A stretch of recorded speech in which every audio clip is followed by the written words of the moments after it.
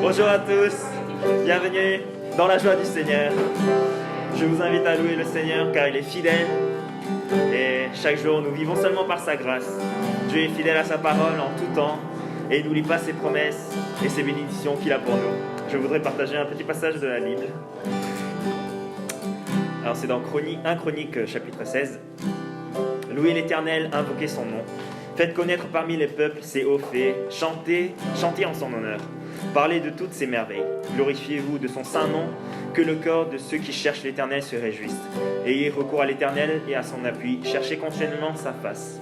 Souvenez-vous des prodiges qu'il a faits, de ses miracles et de ses jugements de sa bouche. Race d'Israël, son serviteur, enfant de Jacob, ses élus. L'Éternel est notre Dieu. Ses jugements s'exercent sur toute la terre. Rappelez-vous à toujours son alliance, ses promesses pour 1000 générations. Amen. Je vous invite à vous lever pour louer le Seigneur de tout votre cœur et de toute votre force.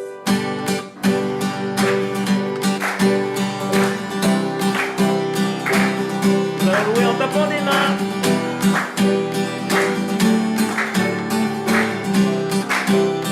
Au grand est ta fidélité. Au grand est ta fidélité.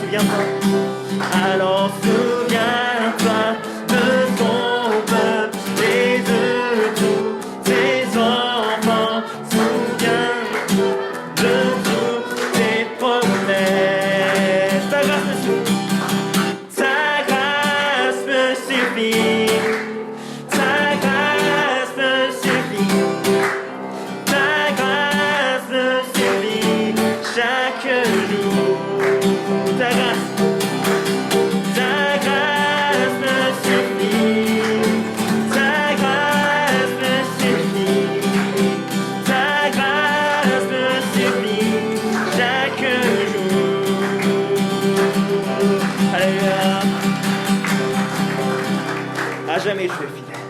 À jamais Dieu est fidèle. À jamais Dieu est fort. À jamais Dieu est avec nous. À jamais, à jamais, à jamais. À jamais Dieu est fidèle. À jamais Dieu est fort. À jamais Dieu est avec nous. À jamais, à jamais, à jamais. Est-ce que vous croyez qu'il est avec nous? Amen. Nous allons le louer en tapant des mains. Offrons au Seigneur, reconnaissance. Ton amour dure à jamais, car il est bon, il est au-dessus de tout. Ton amour dure à jamais. Chantons, louons d'une main puissante et d'un bras tendu. Son amour dure à jamais. Il nous donne une vie nouvelle. Son amour dure à jamais. Chantons, louons, chantons,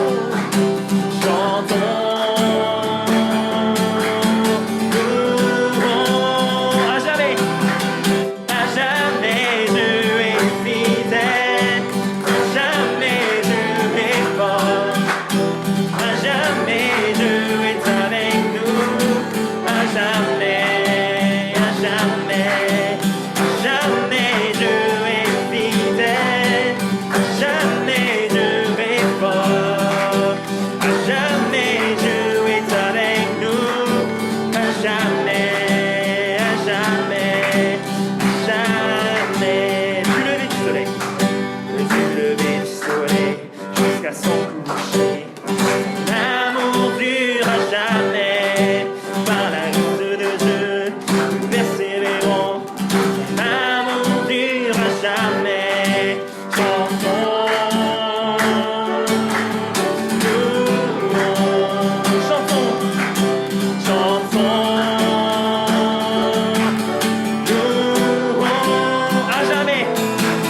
À jamais Dieu est fidèle, à jamais Dieu est fort, à jamais Dieu est avec nous, à jamais, à jamais, à jamais Dieu est fidèle, à jamais Dieu est fort, à jamais Dieu est avec nous, à jamais, à jamais. À jamais Dieu est fidèle, à jamais Dieu est fort, à jamais Dieu est avec nous, à jamais, à jamais, à jamais Dieu est fidèle, à jamais Dieu est fort, à jamais Dieu est avec nous, à jamais, à jamais. À jamais, après on va faire, alléluia, il est toujours fidèle à ce moment-là, amen.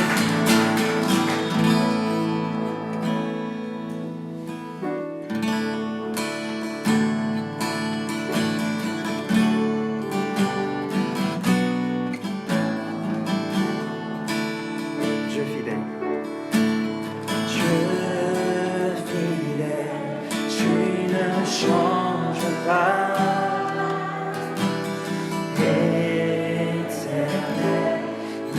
Rocher, ma paix, Dieu puissant, je m'appuie sur toi. Et je crie vers toi, car tu es mon Dieu, car tu es mon Dieu. Et je crie vers toi, j'ai besoin de toi, tu es mon roi. Tu es mon roc au jour de la détresse. Et si je tombe, tu me relèves. Dans la tempête, ton amour ramène.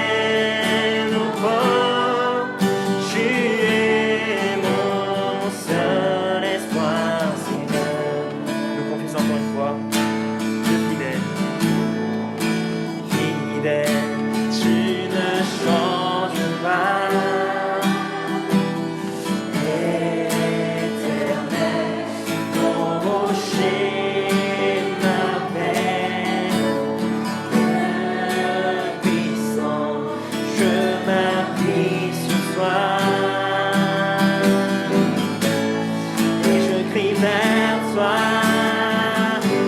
car tu es mon Dieu. Oui, je crie vers toi, j'ai besoin de toi, j'ai besoin de toi. Tu es mon toujours que la détresse.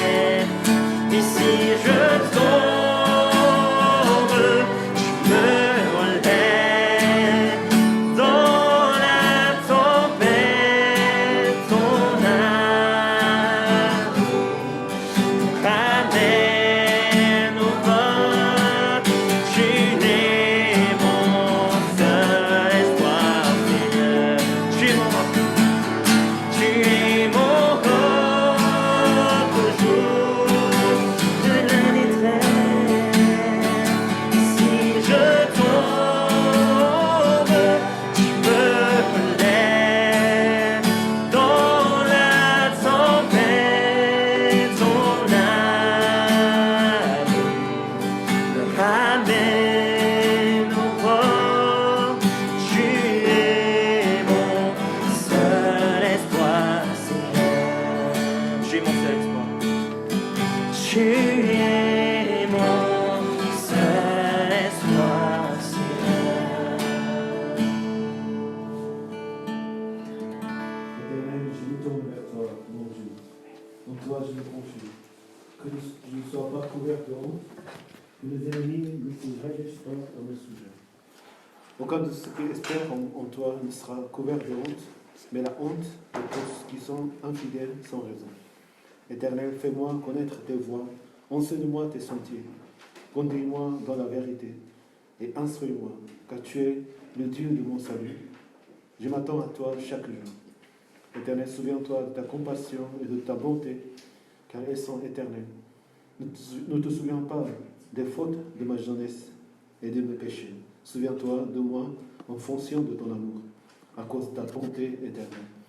L'Éternel est bon et droit. C'est pourquoi il montre aux pécheurs la voie à suivre. Il conduit les humbles dans la justice. Il leur enseigne sa voie. Tous les sentiers de l'Éternel sont bonté et fidélité pour ceux qui gardent son alliance et ses commandements. C'est à cause de ton nom éternel que tu pardonneras ma faute, car elle est grande. Quel est l'homme qui craint l'Éternel? L'Éternel lui montre la voie qu'il doit choisir. Son âme reposera dans le bonheur et sa descendance héritera le pays. L'Éternel confesse ses secrets à ceux qui le craignent et leur fait connaître son alliance. Je tourne constamment les yeux vers l'Éternel, car il dérogera mes pieds du piège. Regarde-moi et pitié de moi, car je suis abandonné et malheureux. Les angoisses de mon cœur augmentent. Délivre-moi de ma détresse. Vois ma misère et ma peine et pardonne tous mes péchés. Vois combien mes ennemis sont nombreux et quelle haine violente ils me poursuivent. Garde mon âme et sauve-moi, que je ne sois pas couvert de honte, car je cherche refuge auprès de toi. Que l'intégrité et la droiture me protègent, car je mets mon espoir, mon espérance en toi. Ô Dieu, délivre Israël de toutes ses détresses. Amen. Merci Seigneur. Merci pour nous délivrer, Seigneur, de toutes ces détresses de nos vies, Seigneur. Oui, nous croyons, Seigneur, que par le sang de Jésus-Christ, tu nous as libérés, Seigneur, de toutes choses. Tu nous as fait sortir, Seigneur, vers la lumière des ténèbres, vers la vie, Seigneur. Tu as vaincu la mort, Seigneur, pour nous donner cette nouvelle vie. Merci, Seigneur, pour ton amour, pour ta grâce, pour ta fidélité. Seigneur, reçois la louange de notre cœur à travers ce culte et que tes enfants, Seigneur, nous soyons tous dans ton abri, entre tes bras, Seigneur, que tu nous aimes, Seigneur, jusqu'à donner, Seigneur, ta vie pour nous. Reçois la louange et la gloire à travers nos vies, Seigneur. Nous avons besoin de toi, Seigneur. J'ai prié au nom de Jésus-Christ. Amen. Louange, Seigneur.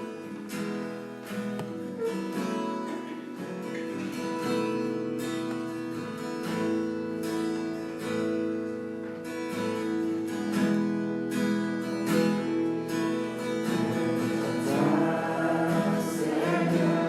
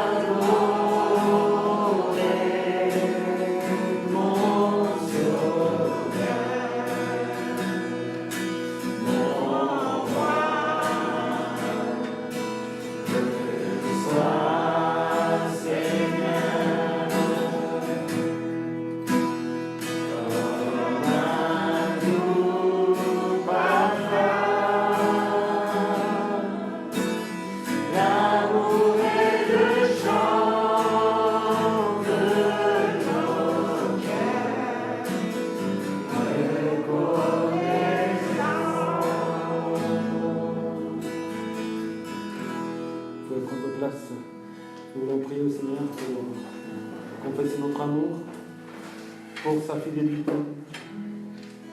Et qui, Seigneur, ne abandonne jamais ses enfants, ses brebis, ses disciples. Il est là toujours. Il espère en nous. Il nous attend. Il nous a appelés encore aujourd'hui parce qu'il est fidèle. Et il n'ouvre pas nos fautes, nos erreurs, nos désobéissances, notre péché. Il nous aime parce qu'il est l'amour. Il ne peut pas nous aimer parce qu'il est notre Père. Rendons grâce pour cet amour fidèle, cet amour infini, cette grâce infinie qui abonde, surabonde chaque jour de notre vie. Prions ensemble.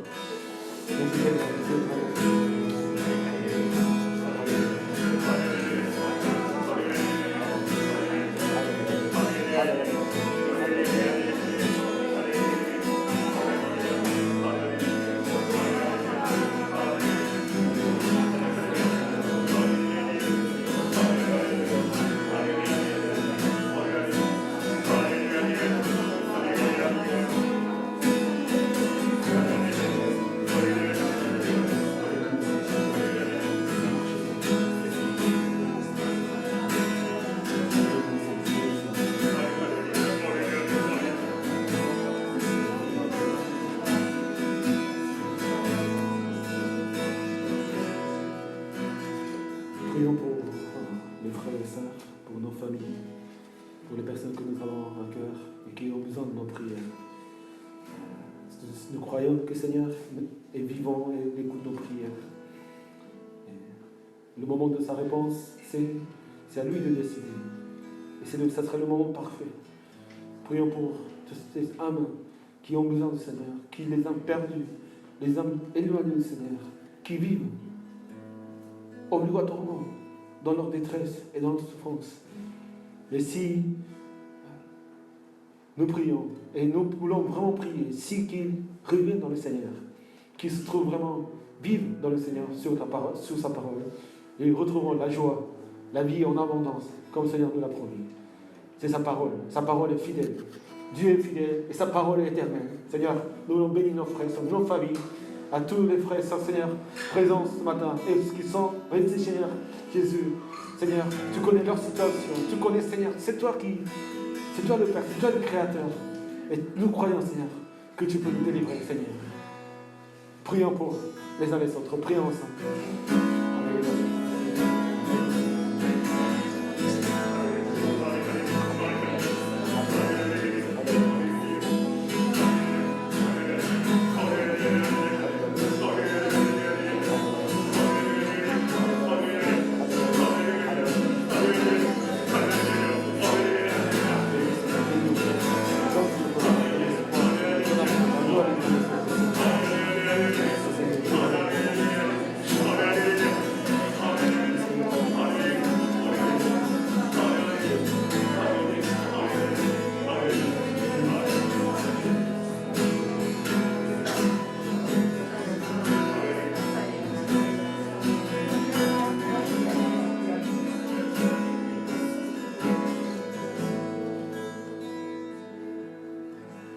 Le printemps arrive, le temps change.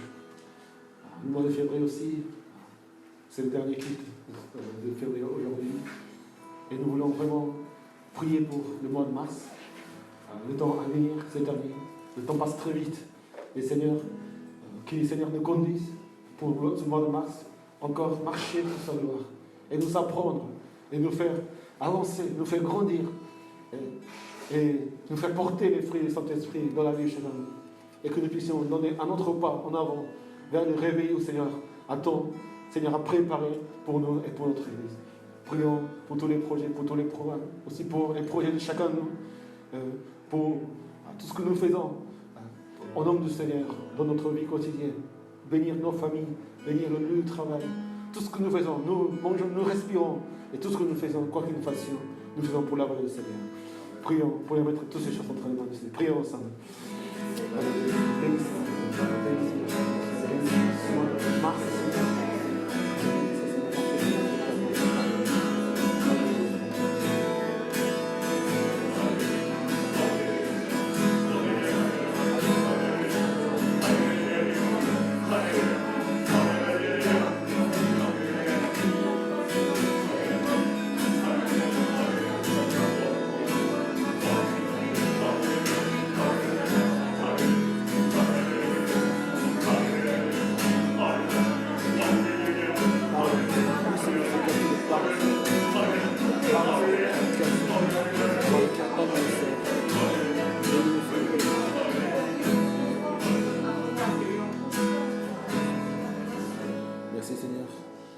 pour ce culte. Merci pour nous avoir appelés ici.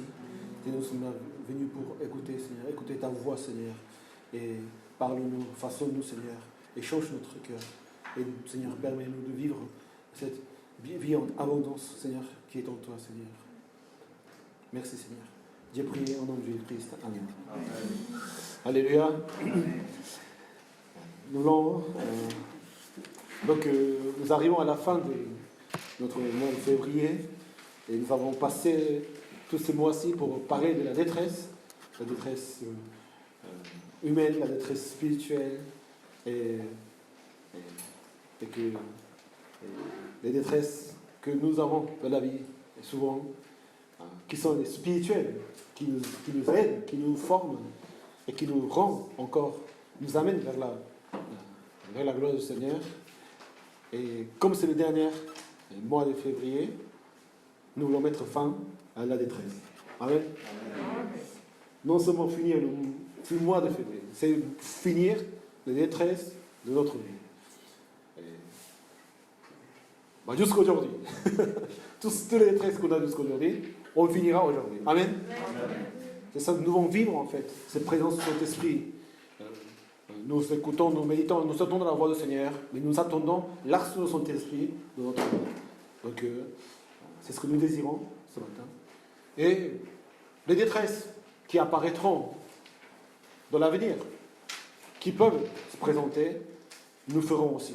Nous vaincrons par la prière, nous vaincrons par la parole de Dieu. Amen.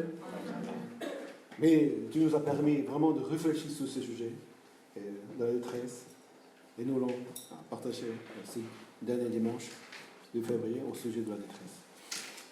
Nous allons voir la parole de Dieu en Jean chapitre 10, verset 1 au verset 21. Évangile de Jean, chapitre 10, verset 1 au verset 21.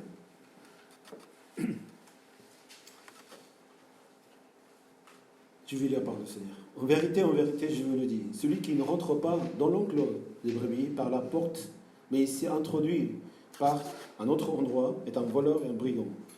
Mais celui qui rentre par la porte est le berger des brebis. Le gardien lui ouvre et les brebis écoutent sa voix. Ils appellent par leur nom les brebis qui lui appartiennent et il les conduit dehors. Lorsqu'il les a toutes fait sortir, il marche devant elles et les brebis le suivent parce qu'elles connaissent sa voix. Ils ne suivront pas un étranger, mais elles fuiront au contraire loin de lui parce qu'elles ne connaissent pas la voix des étrangers. Jésus leur dit cette parabole, mais ils ne comprirent pas de quoi il leur parlait. Jésus leur dit encore, en vérité, je le dis, je suis la porte des brebis. Tous ceux qui sont venus avant moi sont des voleurs et des brigands, mais les brebis ne les ont pas écoutés. C'est moi qui suis la porte. Si quelqu'un entre par moi, il sera sauvé, il rentrera, il sortira, il trouvera de quoi se nourrir. Le voleur ne vient que pour voler, égorger et détruire. Moi, je suis venu afin que les brebis aient la vie et qu'elles aient en abondance. Je suis le bon berger. Le bon berger donne sa vie pour les brebis. Le simple salarié, quant à lui, n'est pas le berger. Et les brebis ne lui appartiennent pas. Lorsqu'il voit venir le loup, ils abandonnent les brebis, il prend la fuite, alors que le loup s'empare et les disperse. Les simples salariés s'enfuient car ils travaillent pour de l'argent et ne se soucient pas des brebis. Moi, je suis le bon berger, je connais mes brebis et elles me connaissent, tout comme le Père me connaît et comme moi je connais le Père. Je donne ma vie pour mes brebis. J'ai encore d'autres brebis qui ne sont pas de cet enclos. C'est là aussi, il faut que je les amène. Elles écouteront ma voix et il y aura un seul troupeau, un seul berger. Le Père m'aime parce que je donne ma vie pour la reprendre ensuite. Personne ne me l'enlève, mais je la donne moi-même. J'ai le pouvoir de la donner et le pouvoir de la reprendre. Tel est l'ordre que j'ai reçu de mon Père. Ces paroles provoquèrent de nouveau une division parmi les Juifs. Beaucoup d'entre eux disaient, il y a un démon, il est fou. Pourquoi l'écoutez-vous? D'autres disent, ce ne sont pas les paroles d'un démoniaque. Un démon peut-il ouvrir les yeux des aveugles? Amen. Amen. Nous allons méditer cette parole, cette parabole, et ce passage notre Seigneur Jésus-Christ, sous le titre « La voix douce qui met fin à la détresse ». Amen. Vous savez, on peut entendre, voir dans les versets qu'on parle de la voix et de ce qu'on entend. Ce que les brebis écoutent et celui qui parle, celui qui écoute. Nous sommes tous venus dans la maison du Seigneur pour écouter la voix du Seigneur. Amen. Ce n'est pas la voix de quelqu'un. Ce n'est pas la voix, c'est pas le contenu de quelqu'un, d'un pasteur, d'un serviteur, ou d'un frère ou des sœurs. Dans l'église du Seigneur, le Seigneur parle à travers les frères et sœurs, à travers sa parole, à travers les uns les autres. Et nous avons tous besoin d'entendre la voix du Seigneur chaque fois que nous sommes réunis ici dans la maison du Seigneur. Allez-y, notre Seigneur te parle.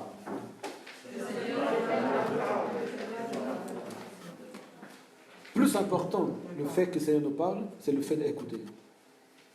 Donc, encouragez les uns les autres. Écoute la voix du Seigneur. Parce que le Seigneur nous parle tellement, nous parle à chaque fois, à tout moment, mais le problème c'est qu'on n'écoute pas. Donc on est perdu. Mais nous voulons concentrer notre cœur dans le Seigneur et dans sa parole. Donc, le thème d'aujourd'hui aussi c'est la détresse, mais ça ne sera pas qu'est-ce que la détresse humaine, spirituelle. Mais nous voulons vraiment fuir avec la détresse. Nous voulons plus en penser sur la détresse. Parce que ça nous fait perdre le temps, parce que ça nous fatigue, et nous n'avons pas raison. Nous n'avons pas la raison pour laquelle nous devons être dans la détresse. Ce n'est pas notre combat. Ce n'est pas notre affaire.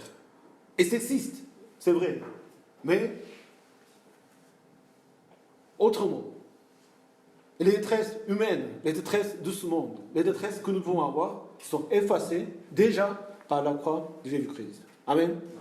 Par son amour. C'est ce que nous voulons nous rappeler encore une fois. Et ne pas oublier cette dimension, cet amour infini, cette grâce infinie de la croix du Christ, elle est puissante. Si on demeure encore dans la détresse, soit il y a deux choses. C'est que la croix, le sang du Christ, la mort et sa résurrection n'a pas de pouvoir. Faux.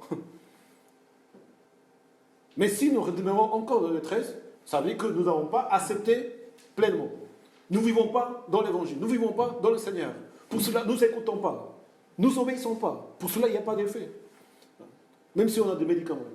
Si on ne prend pas, il n'y a pas d'effet. Soit c'est de mauvais médicaments qui ne guérit pas, ou soit qu'on ne prend pas les médicaments. On ne fait pas le traitement comme il faut faire. Mais la parole de Dieu, c'est la vérité. Amen. Amen. Donc la vérité marche. La vérité nous délivre de toutes nos détresses. En Romains chapitre 8, verset 35. Qui nous séparera de l'amour de Christ? Ce sera la détresse, l'angoisse, la persécution, la faim, le dénouement, le danger ou l'épée. Dans tout cela, nous sommes plus que vainqueurs grâce à celui qui nous a aimés. Ça, c'est la parole de Dieu. Ça, c'est le départ de la vie chrétienne. Tout péché, toute angoisse, détresse, faim, persécution, dénouement, tous les dangers, toutes les souffrances qui nous amènent à la détresse, c'est fini. Amen. Amen. Allez-y à l'entre nous. C'est fini les détresses.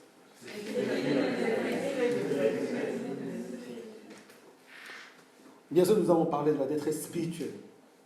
La détresse qui nous soucie pour le royaume du Seigneur. Ce qui concerne les âmes, le royaume de Dieu. Puisque aussi nous sommes encore sur la terre, le monde faible, et nous vivons dans les détresses, mais pour la gloire de Dieu, qui ne nous mène pas malheureux, qui ne nous donne pas le désespoir, mais qui encore nous donne l'espoir, nous donne la force, et nous fait grandir, et nous fait, à travers ces détresses spirituelles, de l'amour vers le Christ, de l'amour de son œuvre, de son Église, nous rend la joie. Donc, la joie est toujours présente dans la vie des croyants. Amen. Ce ne sont plus les détresses humaines qui nous accablaient, ce ne sont plus nos problèmes. C'est le Seigneur qui les charge. Maintenant, nous portons les croix, ces détresses spirituelles, et qui nous rend vers la joie. Être vivre pour le Seigneur. Dans le livre de la formation disciple que nous utilisons pour la formation spirituelle, que ça a commencé il y a une semaine, donc nous sommes dans la 12e leçon, on parle des fruits de l'esprit. Et on parle de la joie. La définition de la joie que donne dans ce livre de parcours IST que nous faisons est celle-ci, et je vous le donne tel qu'il est écrit dans le livre. La joie, c'est la sécurité intérieure qui vient de l'esprit, la conviction profonde que le Dieu souverain a le contrôle de notre vie et de l'avenir. C'est la qualité qui ne se perd jamais, même au sein de la tristesse et de la persécution. Encore une fois, c'est la sécurité intérieure qui vient de l'esprit, la conviction profonde que le Dieu souverain a le contrôle de notre vie et de l'avenir. C'est la qualité qui ne se perd jamais, même au sein de la tristesse et de la persécution. C'est ça la joie en Jésus-Christ. La joie spirituelle. La joie humaine, c'est autre chose. Quand il y a la détresse, il n'y a plus de joie. C'est temporaire. Et c'est sous condition d'avoir quelque chose. Sentimental, émotionnel. C'est une joie superficielle, de l'extérieur. Mais cette joie, c'est la sécurité de l'intérieur, sécurité de notre âme, de se sentir sécurisé parce que nous sommes en Jésus-Christ. Et savoir que c'est plus moi-même qui vis ma vie. C'est pas moi qui gère ma vie. C'est pas moi le roi de ma vie. Celui qui gère ma vie, qui prend contrôle de ma vie, de ma pensée, de tout ce que je fais, c'est le Seigneur. Il prend la place du roi de ma vie. Donc, on est libéré. On ne doit pas s'en soucier par nous-mêmes, parce que c'est le roi qui décide. C'est le Seigneur qui décide pour moi. Ça, c'est le contrôle. Il prend le contrôle de ma vie. Et même s'il y a la tristesse ou il y a la persécution, même s'il y a des détresses, nous sommes dans la joie. C'est une qualité qui ne se perd jamais.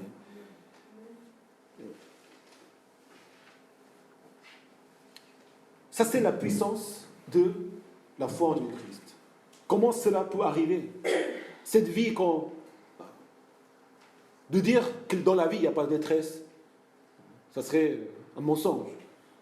Comment cette vie surnaturelle, vivre sans détresse, toujours dans la joie, c'est possible. C'est possible. Amen. C'est possible en Jésus-Christ. Et c'est la base, c'est le début de la vie chrétienne, c'est ça. Dès le moment que tu acceptes Jésus-Christ en tant que ton Sauveur, ton Seigneur, et tu te fais baptiser dans le nom de Père, de Fils et de Saint-Esprit, par son Église, par les frères et sœurs, et tu déclares que tu as su Seigneur Jésus-Christ, qu'il est le roi de ta vie, et tu reçois le baptême de Saint-Esprit, tu es baptisé d'Esprit, la joie commence. Cette vie de sécurité commence. Tu confies ta vie au Seigneur à travers le baptême. Le baptême, ça veut dire cela. Déjà, c'est une confession de foi personnelle. On se répand devant le Seigneur de ses péchés. On est conscient qu'on est pécheur. Que ces péchés ne peuvent pas s'effacer que par le sang de Jésus-Christ. Ce n'est pas l'eau de baptême qui nous purifie, c'est le sang de Jésus-Christ qui nous purifie. Il y a cette dimension de confession personnelle. Changer d'attitude et que chacun soit baptisé au nom de Jésus pour le pardon des péchés. Et vous recevrez le don de son esprit. On confesse nos péchés par le baptême. C'est le signe, ça symbolise ce pardon des péchés que nous avons passé par la repentance. Et deuxièmement, on reconnaît notre Seigneur, Jésus-Christ, comme notre Sauveur et notre Seigneur. Et en même temps, on place toute notre confiance en notre Seigneur. Oui, tu es mon Seigneur, mon Sauveur.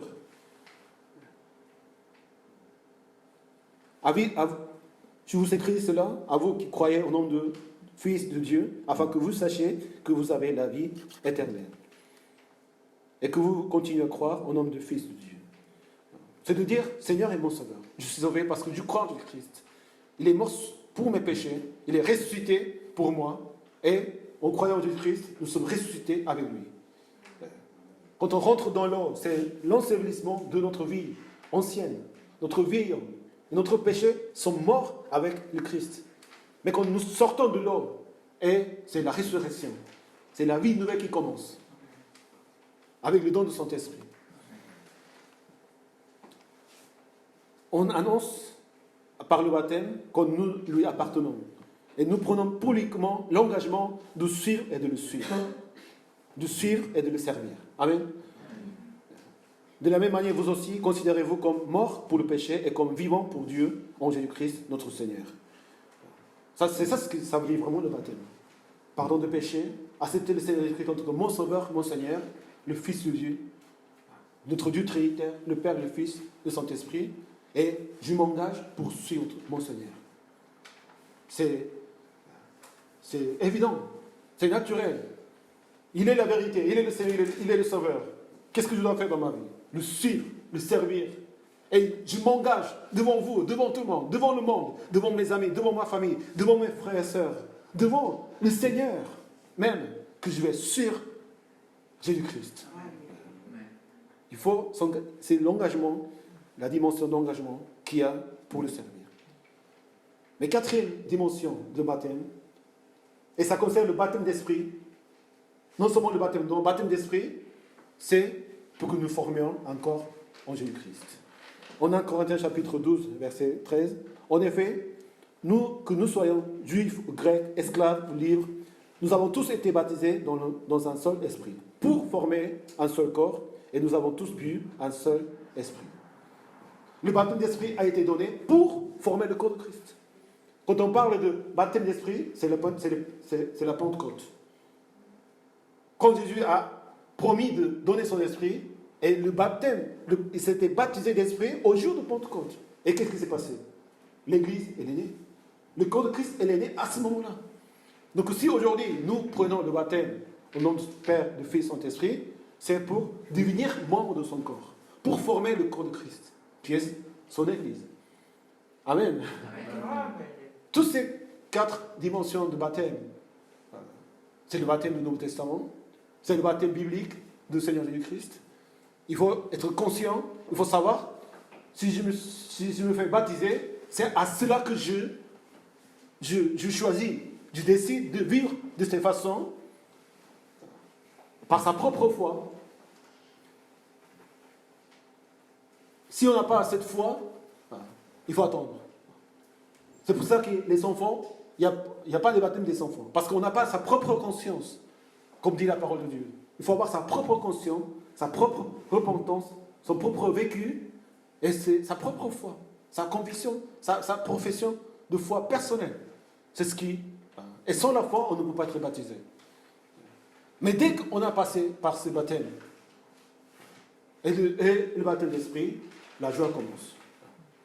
Parce que tu as confié ta vie au Seigneur. Tu es sécurisé parce que tu es conscient que ta vie, elle appartient au Seigneur.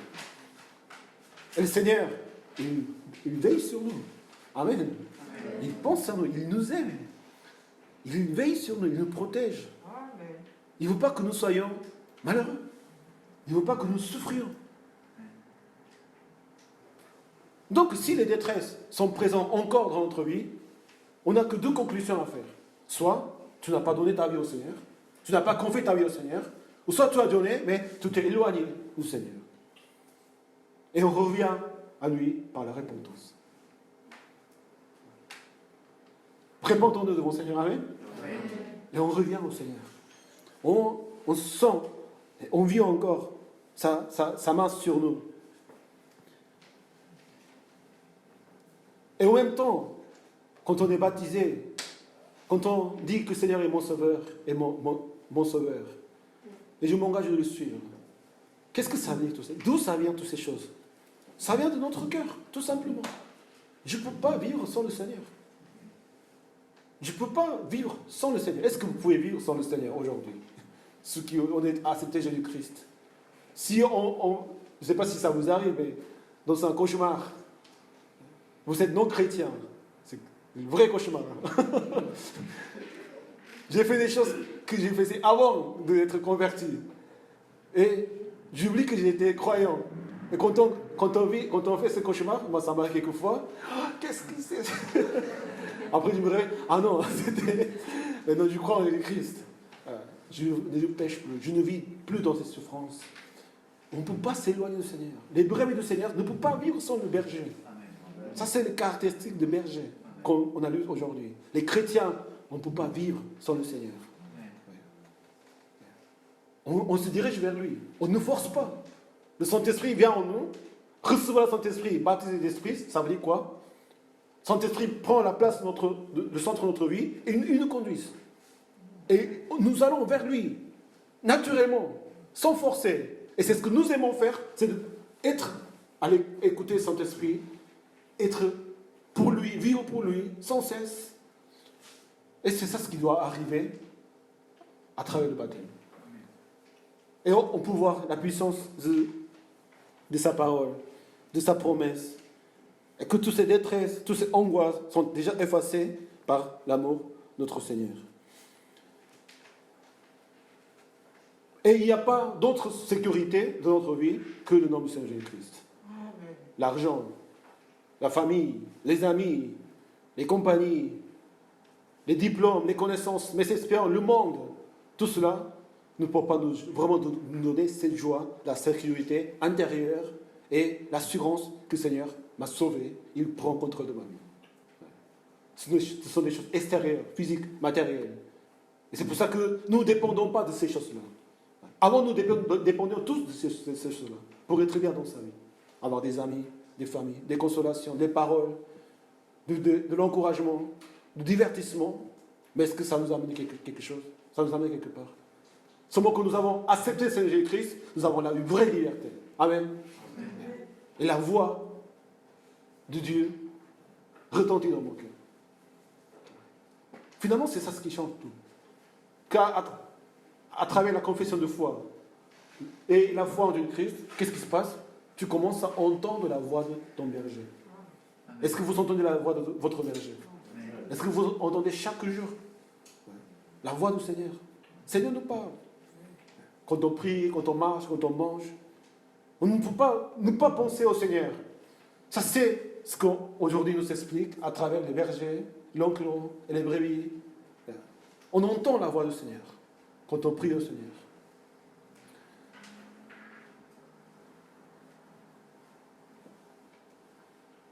Mais où est vraiment le problème? Pourquoi on ne peut pas mettre à fin la détresse quand on vit dans le Seigneur? Si on croit vraiment à la parole de Dieu, si on on a donné notre vie au Seigneur, vraiment, on a confié notre vie au Seigneur, ça va être la fin. Et aussi, nous pouvons prier au Seigneur, nous pouvons parler au Seigneur. Et la prière nous libère à chaque fois que nous sommes dans ces moments difficiles. Mais ce n'est pas qu'on ne prie pas. Ce n'est pas qu'on ne sait pas prier. Non. C'est qu'on ne prie pas jusqu'à obtenir cette paix que Seigneur, nous voulons vraiment l'avoir. Quand Jésus a enseigné la prière de notre Père à ses disciples, il donne une parabole en disant, supposons que l'un de vous a un ami et qu'il aille trouver au milieu de la nuit pour lui dire, mon ami, prête-moi 3 pains, car j'ai mes amis qui sont arrivés du voyage chez moi et je n'ai rien à lui offrir. Supposons que de l'intérieur de sa maison, cet ami lui répond, ne m'ennuie pas, la porte est fermée, mes enfants et moi, nous sommes au lit, je ne peux pas me lever pour te donner des pains. Je vous le dis, même s'il ne se lève pas pour les lui donner, parce que c'est son ami, il se lèvera à cause de son insistance et lui donnera tout ce dont il a besoin. C'est parce qu'on n'insiste pas au Seigneur. C'est parce que vraiment on ne croit pas à la parole de Dieu que Dieu peut nous délivrer de toutes nos détresses. Est-ce que vous croyez? Il faut croire, il faut insister. On sait que le Seigneur va nous répondre. Mais si on prie au Seigneur, autant on veut, on crie au Seigneur, dans notre fondement de détresse, mais crois et prie au Seigneur. Prie en croyant vraiment que le Seigneur il écoute nos prières, il va nous délivrer. Des fois, ce n'est pas la peine de crier. Vous savez, c'est pourquoi Dieu souffre. Quand les détresses arrivent, quand les soucis arrivent, des montagnes arrivent. Avant, quand ça arrive, on commence à renverser tout, on va se mettre en colère, on fait n'importe comment. Mais dans le Seigneur, on médite. Criez pas peut-être. Il faut invoquer le Seigneur. Mais on met tellement l'accent d'invoquer, crier au Seigneur, on n'écoute pas la voix du Seigneur. La réponse, elle est déjà là. Amen. La croix de Christ, il est là. Quand on médite, oui, il faut se rappeler, si Dieu m'a sauvé, Jésus a donné sa vie pour moi. J'ai plus péché. Comme il a effacé mes péchés, je n'ai plus besoin d'être en détresse. Est-ce que vous sentez vraiment la paix en Seigneur quand vous priez? Il faut qu'on ait cette paix quand on prie au Seigneur. Amen. Si on continue à avoir de peur, si on continue à avoir l'angoisse, de détresse, même si on prie des heures, on jeûne, on prie au Seigneur, ce n'est pas la bonne façon.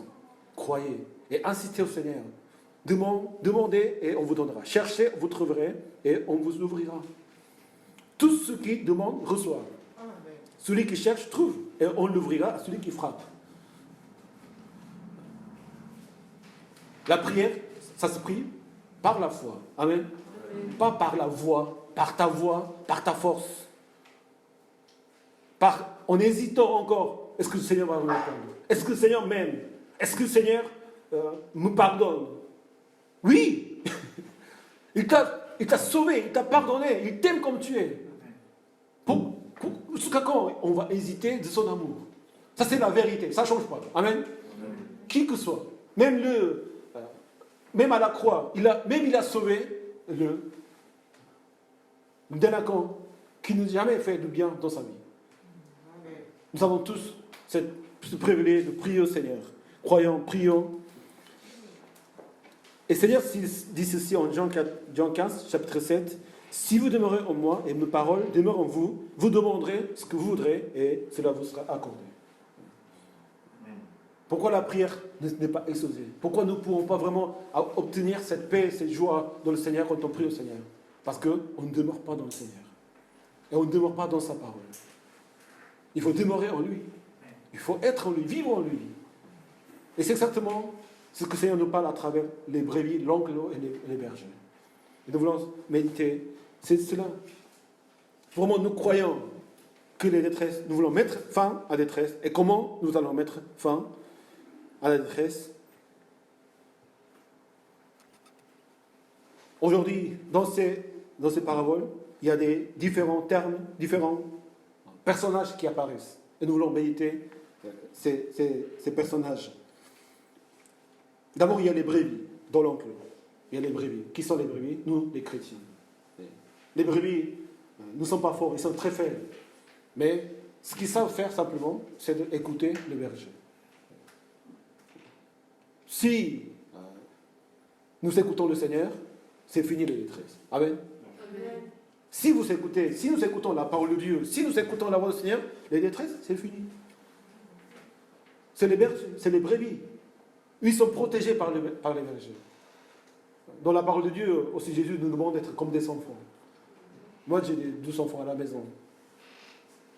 Je les vois comme ça, ils jouent. Peut-être ils se disputent par des moments. Mais finalement, ils sont dans la joie. Toujours.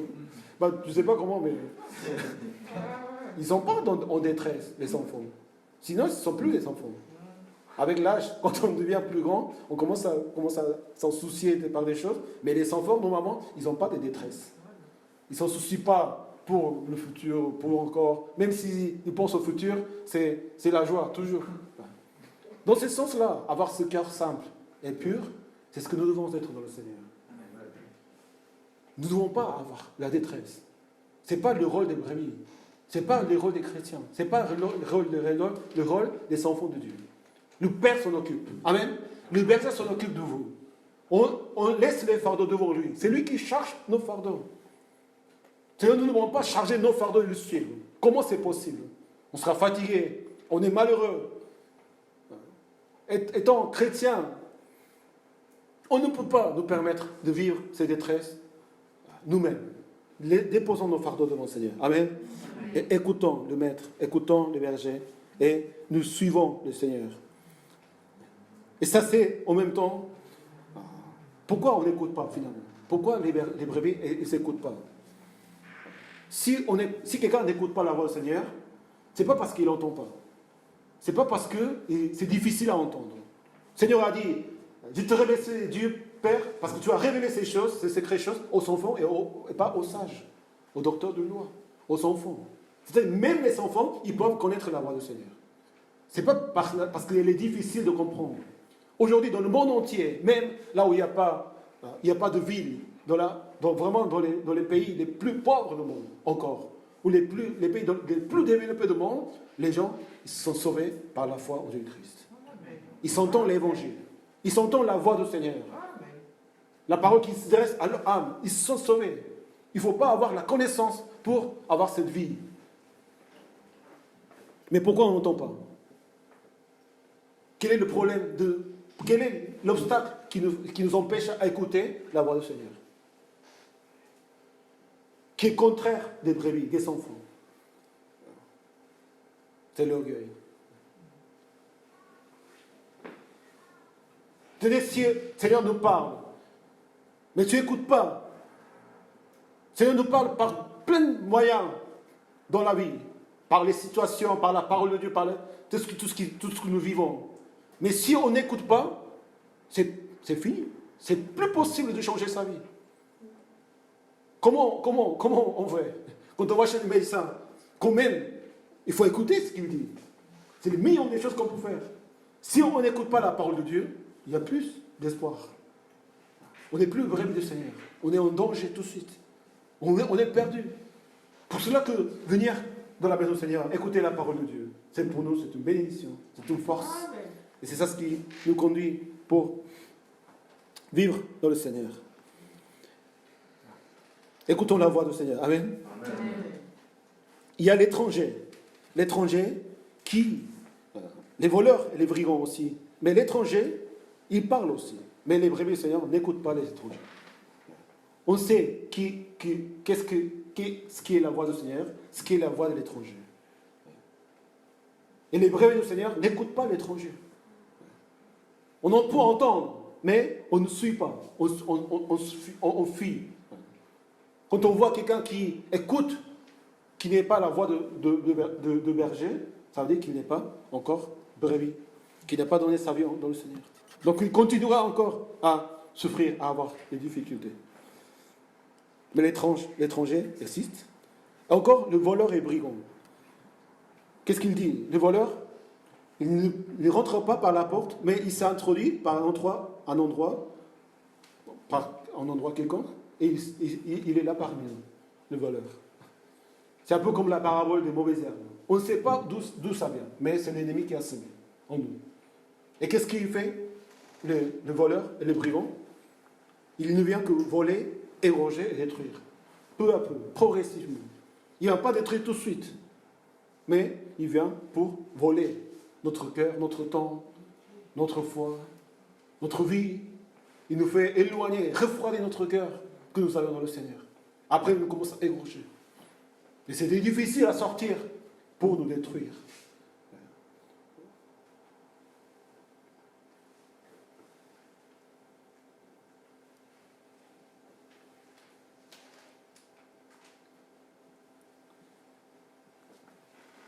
Ensuite, il y a le bon berger, notre Seigneur Jésus-Christ. Amen. Amen. Moi, je suis venu afin que les brebis aient la vie et qu'elles aient en abondance. Le Seigneur, il est là pour nous conduire. Et c'est le Seigneur qui donne sa vie pour ses brebis. Il a donné sa vie sous la croix pour nous faire passer par la porte. Il est la porte même. Il est le gardien lui-même de l'enclos. C'est par lui que nous sommes sauvés. Et maintenant, il nous conduit, il nous nourrit. Et quand nous sortons, quand nous entrons, nous trouvons de quoi manger, de la nourriture. C'est ce qui se passe. Nous sommes tout le temps conduits par l'Esprit. Quand nous sommes amenés, appelés par le Seigneur, en entendant la voix du Seigneur, on a entendu l'Évangile, la voix qui parle dans mon cœur. Je viens au Seigneur. J'accepte le Seigneur. Je commence à vivre dans le Seigneur. Et maintenant, partout où nous allons vivre cette joie. D'abord, ça commence par ici. Parce que c'est l'enclos qui parle, Seigneur. L'enclos, c'est quoi? C'est là où se réunissent les chrétiens. C'est l'église du Seigneur. Mais quand on a trouvé cette joie, maintenant on voit ailleurs, partout, on sort, on rentre, mais partout, le Seigneur, il est là avec nous. Amen. Amen. Et nous réjouissons à chaque fois. Parce que le Seigneur, il est là. Seigneur, prends soin de nous. Il est notre sécurité partout. Et c'est ce qui nous rend la vie dans la joie. il y a le simple salarié. C'est qui ce simple salarié? Celui qui prétend à soigner les brebis du Seigneur. Dans l'Église, ce sont les chrétiens qui ont été sauvés avant les autres. Les chrétiens qui servent, qui prennent soin des autres. Mais il n'est pas le vrai berger. Parce que quand il y a le danger, il s'enfuit. Il pense à ses propres affaires. Je fais ça parce que je gagne quelque chose. Parce que j'aurai quelque chose du Seigneur. Et c'est là où, Seigneur, c'est là où l'ennemi vient et encore il disperse les brebis du Seigneur. Dans l'enclos, maintenant nous passons dans l'enclos. C'est dans l'enclos, nous avons tous ces sortes de personnes à l'église. Il y a des brebis, mais aussi il y a des voleurs et des brigands. C'est selon la parole de Dieu. Il y a des salariés, les simples salariés, qui ne soucient pas des frères et sœurs. Mais aussi il y a le berger, le bon berger. Il est toujours là, le bon berger. Et nous, en tant que frères et sœurs, quand on a commencé cette vie de baptiser, après le baptême, on vit dans l'enclos Seigneur, dans l'église, c'est là où ça se passe. C'est là où nous sommes sécurisés. Amen. L'enclos, c'est quoi? C'est un mur qui limite l'intérieur et l'extérieur. Et là, deux fonctions, ce mur. D'abord, c'est de protéger les brebis. C'est d'inclure les brebis dans l'enclos. C'est de la protection. Mais en même temps, c'est de refuser ce qu'est l'extérieur. C'est de bloquer ce qu'est l'extérieur. C'est ce que nous devons faire. Il faut vraiment mettre ses limites spirituelles dans sa vie. Là où je dois être, là où je ne dois pas être.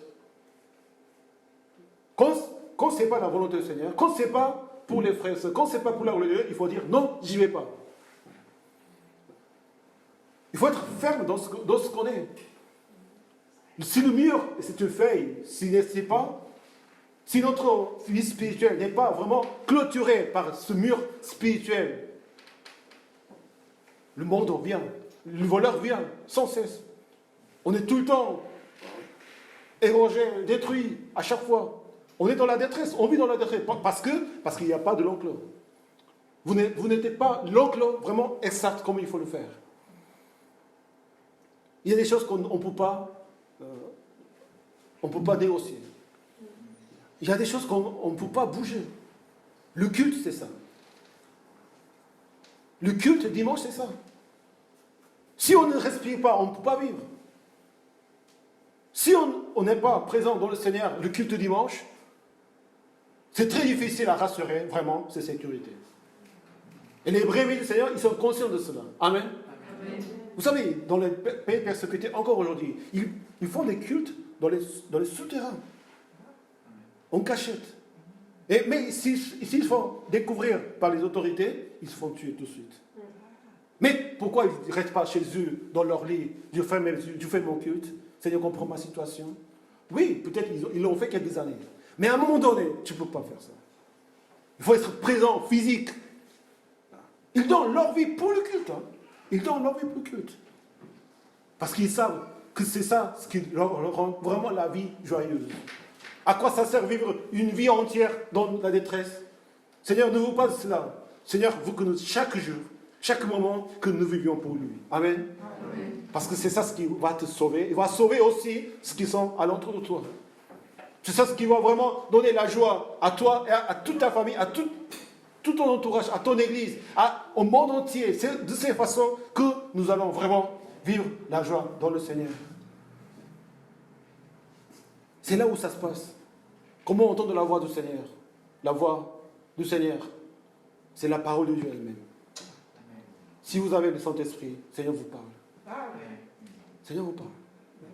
Mais non seulement la parole de Dieu. Déjà, elle est énorme, elle est immense. Le Seigneur nous parle chaque jour. Mais des fois, nous sommes tellement faibles que nous ne pouvons pas entendre la voix du Seigneur. Pour cela, le Seigneur nous permet l'oncle Seigneur, où nous pouvons parler les uns les autres. Les cultes, c'est ça. La prédication, c'est la parole de Dieu. C'est à travers ces prédications, ces témoignages des frères et sœurs, le Seigneur nous parle. Amen. Amen. Seigneur, quand on vient et on entend quelques sujets, ça m'a passé souvent aussi, Seigneur me parle. Comment c'est possible que le Seigneur connaisse ma situation? ou que le pasteur connaît ces situations. Ça m'est arrivé souvent aussi. Parce que tu te mets devant le Seigneur comme un brebis.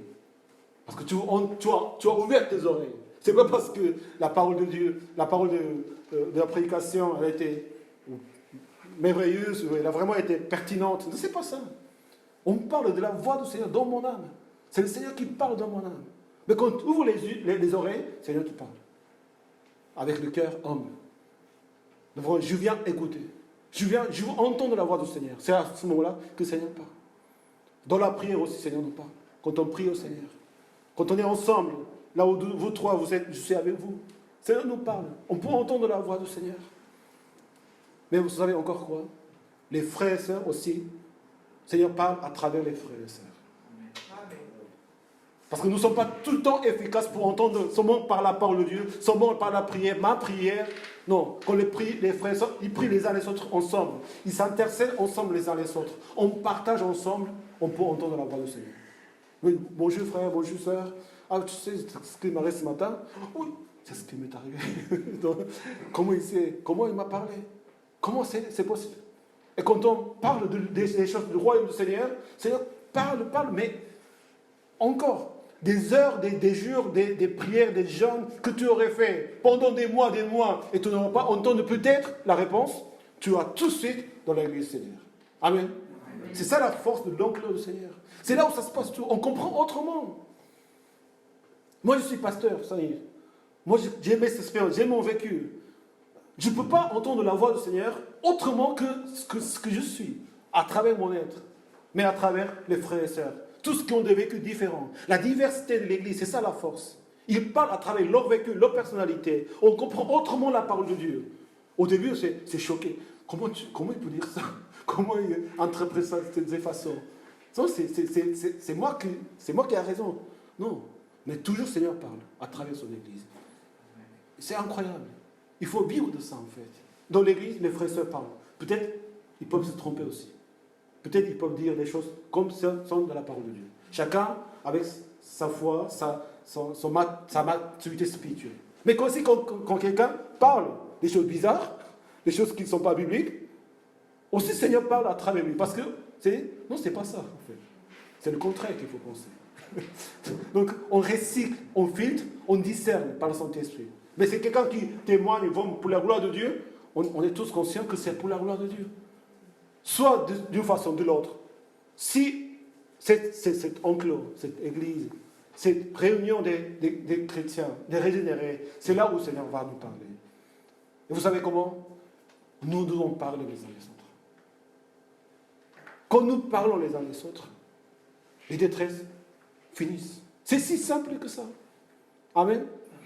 C'est si simple que ça, la foi en Jésus-Christ. Parler. Si on garde pour soi-même ces détresses, comment vous voulez qu'on finisse avec ça?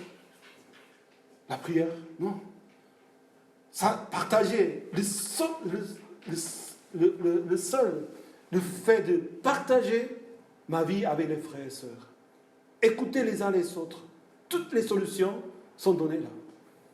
Et ça, on peut le confirmer par la parole de Dieu, par la prière, par les prédications, par la vie que nous vivons les uns les autres. Je vous avais dit, un jour, quand j'ai vendu mon ancienne voiture, je l'ai vendue à 500 euros. Et René, il m'avait dit, il a fallu vendre à 1500 euros. Oui. Et j'avais des personnes qui voulaient me l'acheter à 1000 euros. Quand j'ai déjà vendu à 500. C'est un exemple, hein? Bête. Mais parce que j'ai pensé que moi-même, tout seul, je n'ai pas demandé aux autres. Je perds 1000 euros. Si facile que ça. Mais il ne s'agit pas de l'argent. Il s'agit de notre foi, notre vie dans le Seigneur, notre avenir. L'ennemi, il est là pour avaler, pour égorger, pour détruire. Si on ne se protège pas les uns les autres, comment? En parlant, en discutant, en priant les uns les autres. Amen. Et fin la détresse. La voix douce qui vient à travers les frères et sœurs, qui parle, le Seigneur parle à travers les frères et sœurs. Je peux parler ça pendant des heures et des heures. Même dire la même chose tout le temps. Mais pourquoi c'est important? C'est très important de comprendre l'Église en fait. C'est pas un lieu où on vient parce qu'on connaît les gens, parce qu'on se sent bien avec les gens. C'est pas que ça. C'est pas parce que je suis chrétien que je viens à l'église. Parce que ça me plaît les gens ici. Elle est puissante. L'oncle du Seigneur. On vient pour entendre le berger. On ne vient pas pour raccrocher à quelqu'un. Parce qu'il y a de l'aide. Parce que je me sens bien. Parce que je suis croyant de naissance. Beaucoup de gens vont à l'église comme ça, de cette façon. Mais si on croit vraiment la puissance de son esprit, qui se manifeste dans l'église, c'est comment la vie, elle devient vraiment en abondance. En abondance. De se dire soi-même, j'ai rien, je suis pauvre, je ne sais pas comment ça va se passer demain, mais je suis riche dans le Seigneur. Amen. Amen. C'est mon cas aujourd'hui. Il n'y a rien, j'ai rien du tout. Mais avant, le souci de la détresse. Et comment on peut vraiment vivre cela? Vous avez Élie, le prophète Élie. Il a été nourri par les corbeaux. Vous avez été nourri par les corbeaux. Il a vu vraiment la main de Dieu de sa vie. Le prophète Élie, il a demandé à la veuve de Sarepta, et dans sa maison, il y a la nourriture infinie, qui ne finit pas, parce qu'il a obéi. Il a ressuscité son fils qui est mort parce qu'il était malade. Ensuite, il a vaincu 450 prophètes de Baal en rigolant. Voilà, allez-y. Le feu arrive, l'Holocauste, il chasse. Mais tout de suite après, par une menace d'un roi, il tombe dans la dépression totale. Dépression totale. Si ça arrivait à prophète Élie, aussi ça peut arriver. Amen. Ça pourrait arriver à tout le monde si ça arrivait à Élie. Ça c'est l'être humain. Ça c'est ce que nous sommes. Mais qu'est-ce qui se passe? Comment Élie se rétablit de cette dépression? Il rentra dans la grotte et passa la nuit. Il priait au Seigneur, c'est assez maintenant l'Éternel, prends ma vie, prends-moi la vie, car je ne suis meilleur que mes ancêtres. Le Seigneur lui adresse la parole. Que fais-tu ici, Élie? Il répondit, j'ai déployé tout mon zèle pour l'Éternel, le Dieu de l'univers. En effet, les Israélites ont abandonné ton alliance.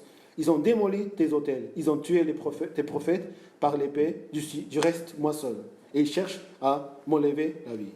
Désespoir total. Il a consacré sa vie, mais il n'y a pas vraiment cette victoire qu'il a eue.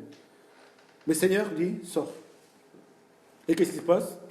Quand il sort, il tient toi sur la montagne devant l'Éternel, et l'Éternel passera. Et comment l'Éternel passe devant Élie? D'abord, il y a un fort vent violent et déchira les montagnes. Et il brisait les rochers. L'Éternel n'était pas dans le vent.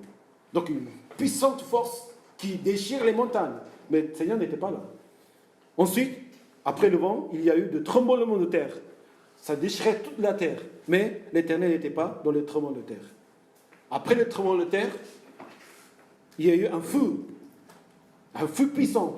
Mais il n'était pas dans ce feu, dans cette puissance surnaturelle qui s'est passée devant Élie. Mais après le feu, il y a eu un murmure doux et léger. Il a entendu la voix du Seigneur. Et voici une voix lui fait entendre ces paroles. Que fais-tu ici, Élie? Si nous pouvons entendre la voix du Seigneur, c'est fini les détresses. Amen. Amen. C'est ce que nous devons faire. C'est ce que nous pouvons faire comme Église aujourd'hui. Et que nous puissions vivre chacun de nous vraiment la vie épanouie. La vie vraiment de joie dans le Seigneur. Le Seigneur dit à la fin, j'ai encore d'autres brebis qui ne sont pas de cet enclos. C'est là aussi, il faut que je les amène. Elles écouteront ma voix. Nous devons devenir maintenant pas des brebis seulement. Nous devons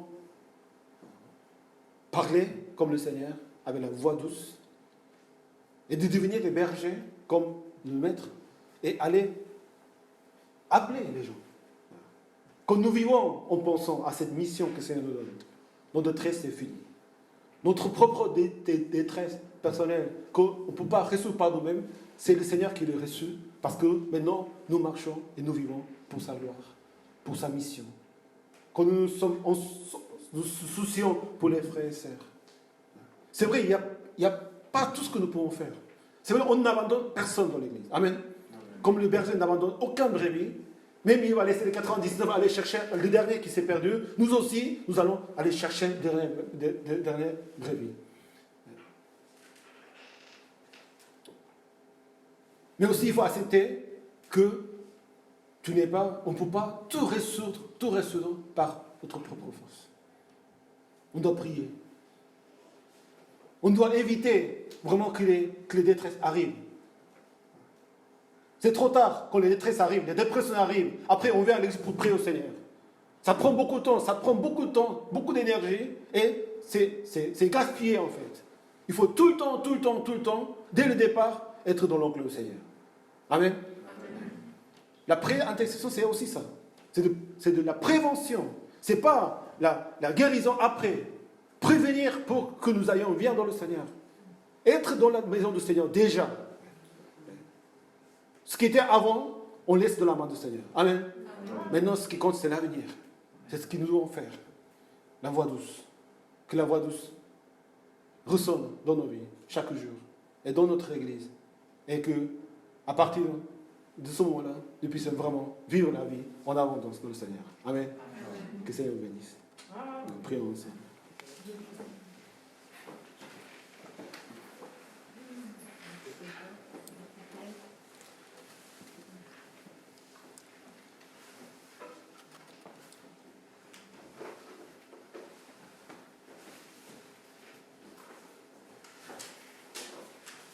Pour pouvoir entendre la voix du Seigneur, il faut que chacun de nous soyons des brebis du Seigneur.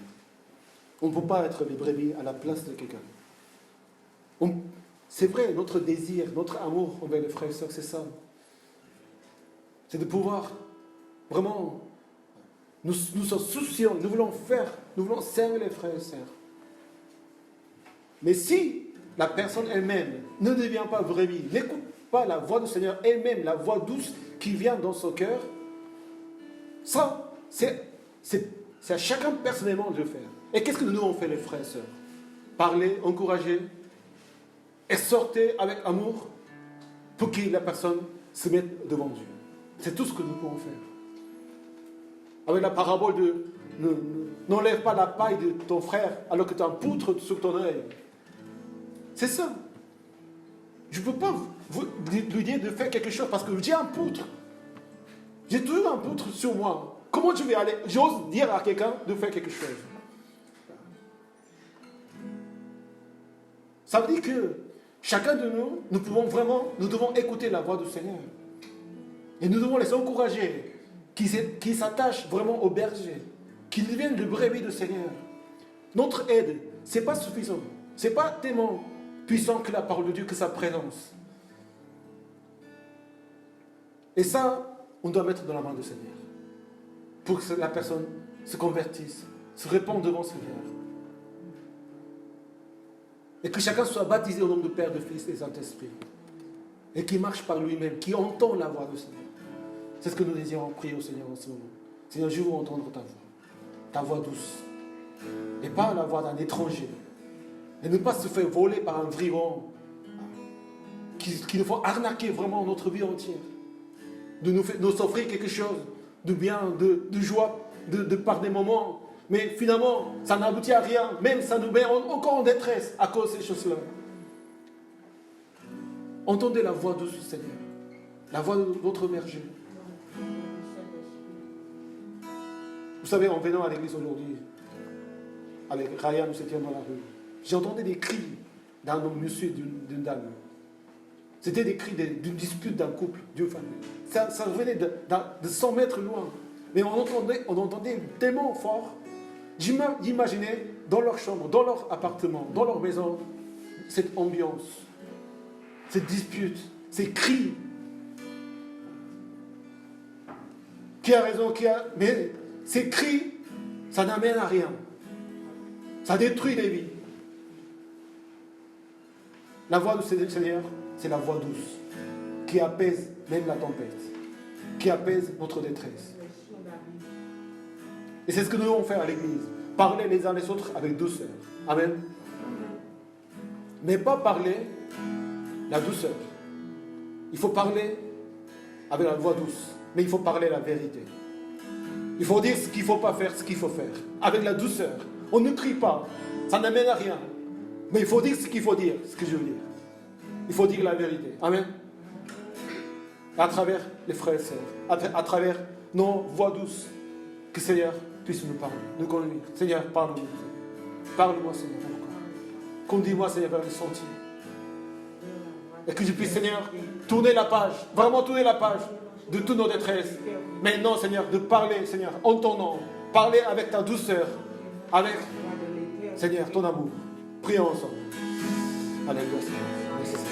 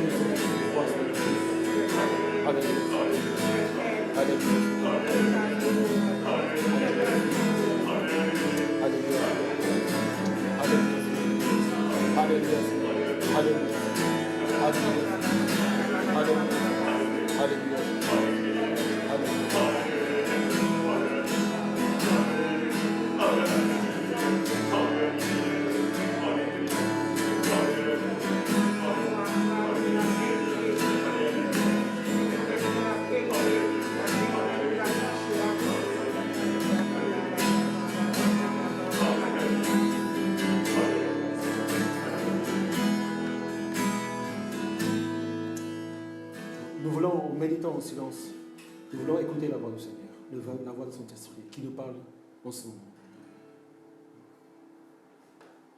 D'écouter sa voix, vraiment la parole de Dieu, la voix du Seigneur, la chose que le Seigneur a dit, à dire à nous, ce que nous devons faire, ce que je dois faire.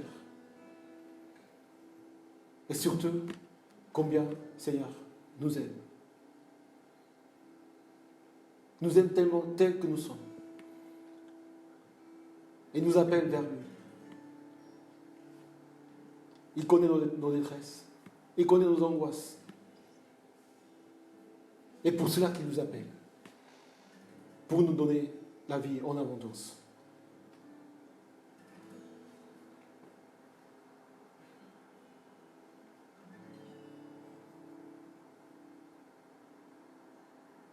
Notre vie s'agit de ça.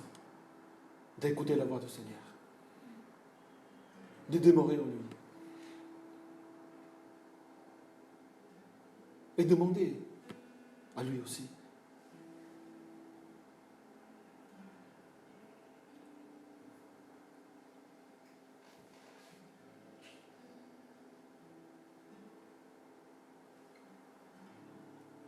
Prions pour ce que vous allez prier. Vous pouvez vous lever, nous allons prier les uns les autres.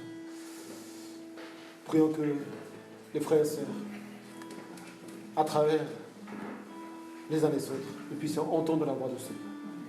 Nous puissions être encouragés et de finir avec les détresses. Finissons avec cela. Amen. Pour gagner la victoire en Seigneur. Prions. Embrassez cette fois. 1, 2, 3. Seigneur, Seigneur, Seigneur.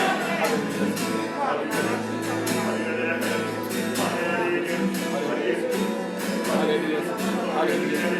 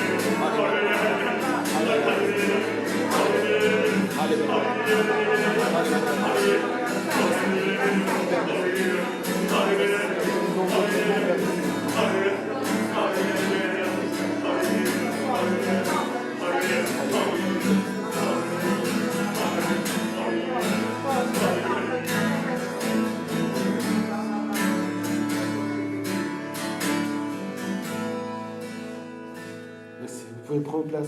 Nous allons offrir au Seigneur l'offrande que si vous avez préparée, on loue le Seigneur ensemble.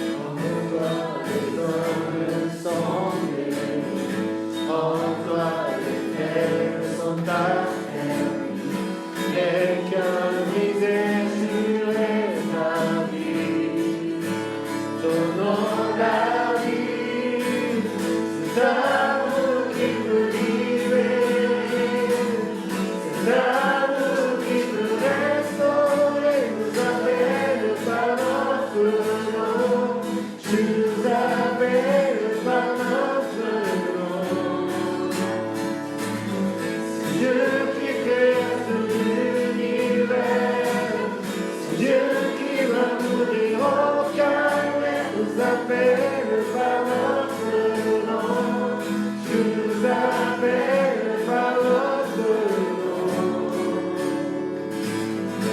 Parce qu'ils nous dans la main, aux gens selon tu tends les mains, tu les appelles de ta main. Venez à moi, c'est l'amour qui vous libère, c'est l'amour qui vous restaure, nous appelle par notre nom, tu nous appelles par notre nom. C'est Dieu qui créa tout l'univers, c'est Dieu qui va nourrir au calme, nous appelle par notre nom, tu nous appelles par notre nom.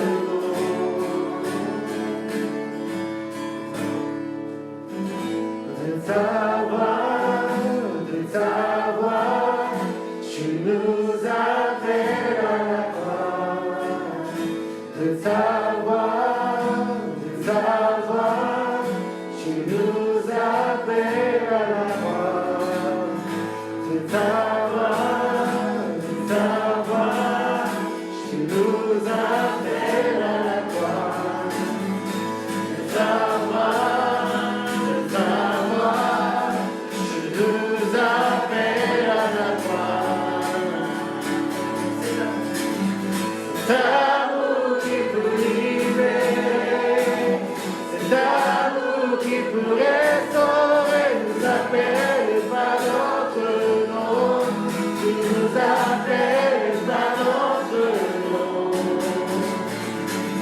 C'est Dieu qui créa tout l'univers, c'est Dieu qui va nourrir au calme, nous appelle par notre nom, tu nous appelles par notre nom.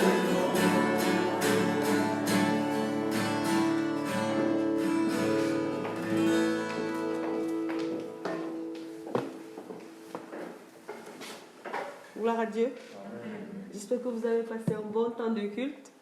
Nous rendons grâce au Seigneur et nous continuons vraiment à prier afin que le Seigneur nous donne sa grâce de toujours rester attaché à sa parole.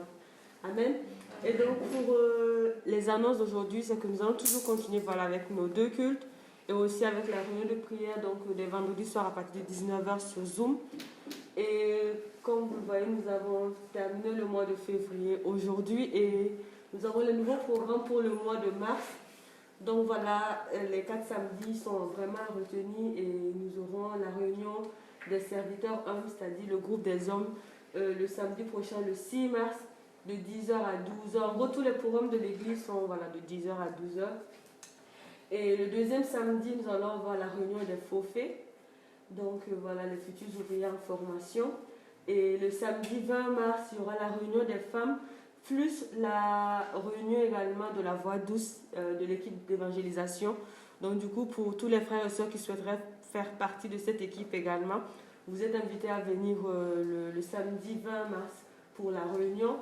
Et le dernier samedi, ça sera l'étude biblique. Et voilà, la semaine prochaine, le pasteur va nous donner le thème.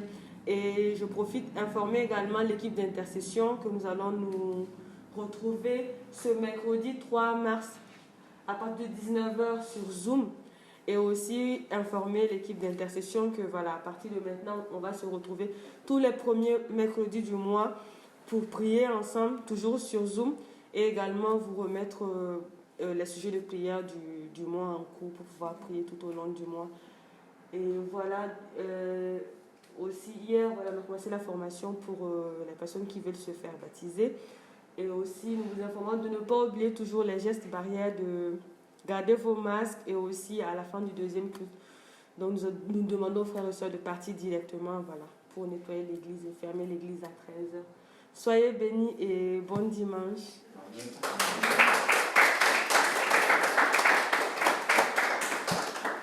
Donc, encore pour la précision de la voix douce, donc l'équipe d'évangélisation, c'est l'évangélisation dans la rue. Donc, ce sera comme la voix qui crie dans le désert. Mais comme on n'est plus dans le désert, on n'a pas besoin de crier, je pense. on va, voilà, avec la douceur et avec nos gestes et avec tout ce qui est les gestes barrières, il faut tenir comme ça. Mais d'abord, ça sera une réunion pour prier, pour former les équipes et de prier de comment le Seigneur nous conduira, comment nous devons annoncer l'évangile aujourd'hui. Voilà. Je sais que chacun de nous, nous partageons l'évangile dans notre vie quotidienne, mais de commencer vraiment à avoir cette équipe dans l'évangélisation. Et si un jour possible, on pourrait faire les portes ouvertes, mais toutes ces conditions, les confinements et tout ce qui arrive, il n'y a pas encore des choses certaines. Donc c'est pour préparer cette équipe, et prions pour cela. Et je pense que dimanche prochain, on n'est pas certain s'il y aurait un confinement dans la région, tout ça. Donc c'est à voir de la semaine. Déjà, vendredi soir, ça sera sur Zoom. J'ai une question à poser. Est-ce que si on doit être confiné, on ne peut pas venir en présentiel dimanche prochain, est-ce que vous préférez avoir un culte sur Zoom ou, comme nous faisons d'habitude, enregistrer le culte et vous l'envoyer sur YouTube? Un culte sur Zoom. J'ai eu cette impression aussi. Donc s'il y a confinement, on vous annoncera qu'il y aura un culte sur Zoom. On restera sur Zoom pour mettre aussi sur le site pour les gens qui désirent. Et puis voilà, on fait comme ça. Merci à chacune, vraiment pour votre douceur, votre amour pour le Seigneur et votre fidélité. Nous voulons... Il n'y a pas d'autres annonces? Il n'y a pas d'autres annonces. Voilà, pour nous lever, pour chanter au Seigneur, à toi la gloire. Et nous allons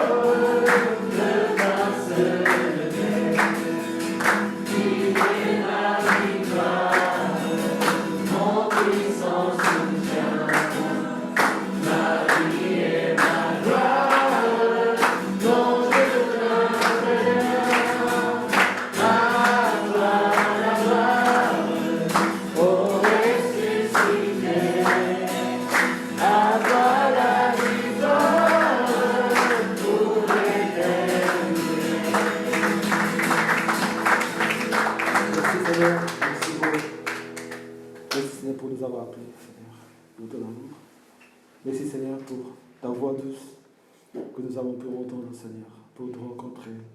Et merci Seigneur pour nous conduire, Seigneur, nous conduire, Seigneur, par ta voix et qui calme, Seigneur, toute la tempête, qui met fin, Seigneur, à tous nos détresse, Seigneur. Merci Seigneur pour notre péché sur toi, Seigneur, et notre détresse aujourd'hui encore. Merci Seigneur pour cette vie, Seigneur, libre en toi. Et reçois la gloire, Seigneur, à travers nos vies, à travers cette Église. Et que tes brebis, Seigneur, puissent entendre ta voix à travers ton Église, Seigneur. Seigneur, protège-nous pendant la semaine. Et aussi que nous puissions écouter ta voix chaque jour, chaque moment. Et que nous soyons dans la joie, dans la vie, en abondance que tu nous offres, Seigneur. Merci, Seigneur, encore. Merci, Seigneur, pour ton amour. Merci Seigneur pour ta voix. J'ai prié en nom de Jésus-Christ. Amen. Amen. Applaudissons pour glorifier notre Seigneur. Allez-y l'autre. Quelle voix douce tu as. Merci Seigneur. Merci. Bon dimanche. Seigneur béni.